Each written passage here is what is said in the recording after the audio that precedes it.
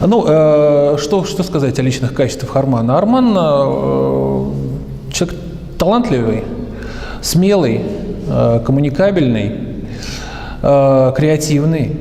И, может быть, декан должен обладать немножечко иными качествами, но я думаю, что декан будущего, декан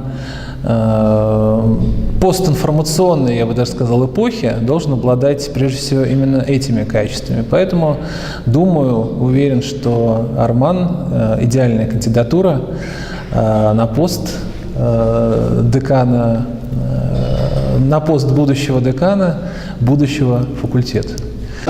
За Армана.